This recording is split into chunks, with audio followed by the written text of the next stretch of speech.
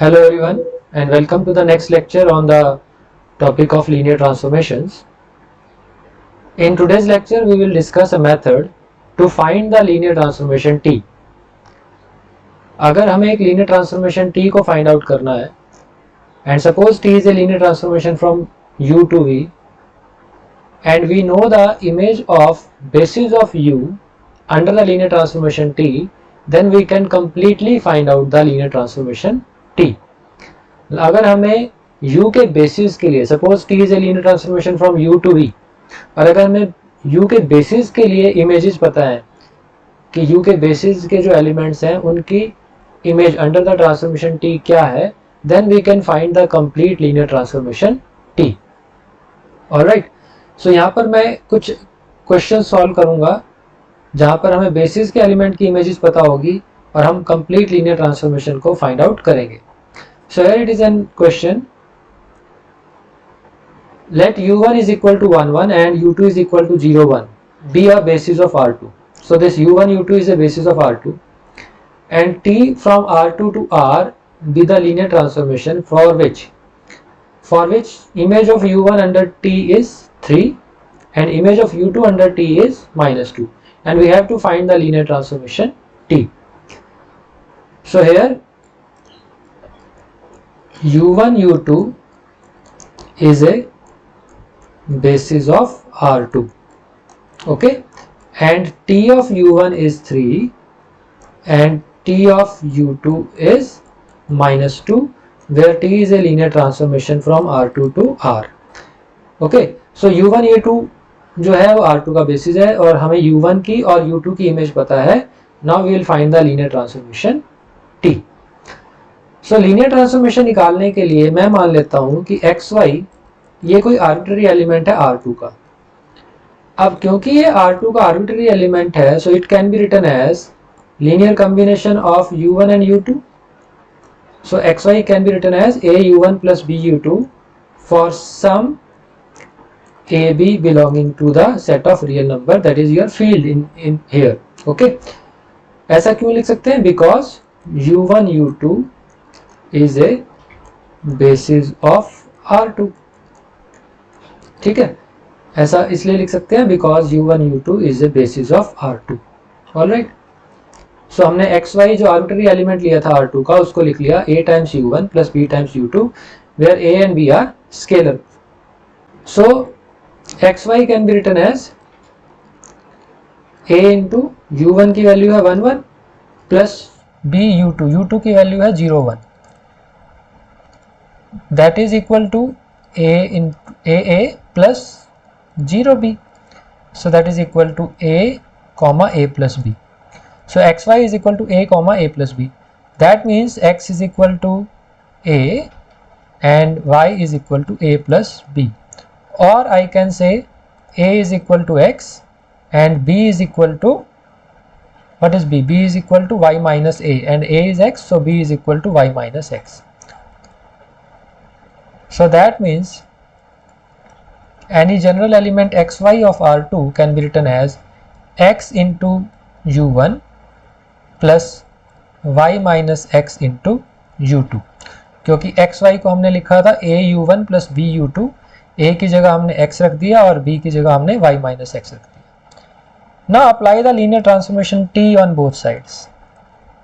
So t of xy is equal to t of x u1 plus y minus x u2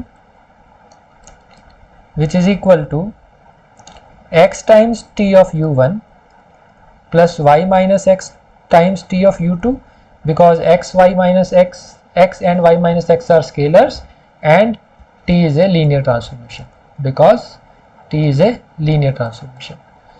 So now what was the value of t of u1? t of u1 आपको क्या दिया हुआ था? it was given to be 3 and what was the value of t of u2? t of u2 आपको दिया हुआ था -2. so आप देख सकते हैं t of u1 was given to be 3 and t of u2 was given to be -2. तो ये दोनों वैल्यूज हमने यहाँ पुट कर दी तो हमारे पास क्या आ गया? 3x plus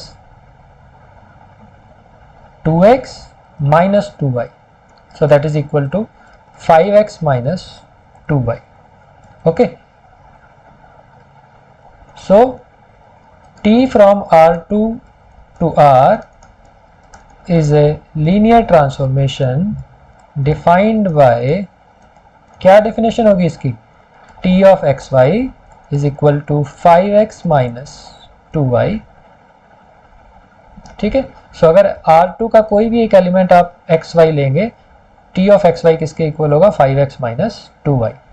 so in this way हमें R2 के बेसिस के एलिमेंट्स की इमेज पता थी, तो हमने जनरल में लीनियर ट्रांसफॉर्मेशन निकाल लिया कि what will be the linear transformation from R2 to R. That linear transformation would be t of xy is equal to 5x minus 2y. So students, now we take the next question. Find a linear transformation that maps the vectors 1 1 1, 1 0 0, 1 1 0 and 1 0 0 in R3 to 2 1, 2 1, 2 1 in R2. ठीक है, सो मान लीजिए T is the required linear transformation. Let T from R3 to R2 be the required linear transformation for which such that t of 1 1 1, 1 1 1 की image क्या है, 2 1. t of 1 1 0, 1 1 0 की image भी क्या है, 2 1. और t of 1 0 0 ये जो है इसकी इमेज भी क्या है, 2 1. Now clearly you can see that this set 1 1 1, 1 1 0 and 1 0 0, it is a linearly independent set, and because it is a linearly independent set, so it is a basis of R3. तीन elements का linearly independent set अगर आपको R3 में मिलता है तो वो basis होगा, so it is a basis of R3. so इसका ये मतलब हो गया कि अगर मैं R3 का कोई भी एक arbitrary element चूज करता हूँ, so that can be written as linear combination of these three given vectors. so x y z can be written as a into 1 1 1 plus b into 1 1 0 plus c into 1 0 0 for some scalars a b c. for some scalars a b c. scalars मतलब real numbers, because R3 is a vector space over R. Okay, so यहाँ से अगर हम इनको compare करें तो यहाँ से देखो x y z को हम क्या लिख सकते हैं, x y z is equal to, I can write a plus b plus c, then I can write a plus b and then I can write a only. Okay, so यहाँ से देखिए हमारे पास क्या आ गया, a is equal to z है ना, a plus b is equal to y and a plus b plus c is equal to x. or I can write a is equal to z, b is equal to y minus a, so b is equal to y minus z, and what is c, c is equal to x minus a plus b, and a plus b is y, so c can be written as x minus y. so it is very much clear that x y z can be written as z into 1 1 1 plus y minus z into 1 1 0 plus x minus y into 1 0 0. तो इस तरह से हमने R3 का जो arbitrary element था x y z, उसको हमने जो तीन वेक्टर्स हमें गिवन थे उनके लीनियर कॉम्बिनेशन में हमने लिख लिया. Now apply linear transformation t on both sides, you will get t of x y z is equal to z into t of 1 1 1 plus y minus z into t of 1 1 0 plus x minus y into t of 1 0 0, because z, y minus z, x minus y are scalars and t is a linear transformation. तो इस अगर क्योंकि t आपका linear transformation है तो हम t को इस तरह से जो z 1 1 1 plus y minus z 1 1 0 plus x minus y 1 0 0 के ऊपर इस तरह से डिस्ट्रीब्यूट कर सकते हैं. so it is equal to z into t of 1 1 1. t of 1 1 1 is 2, 1, ये आपको दिया हुआ है.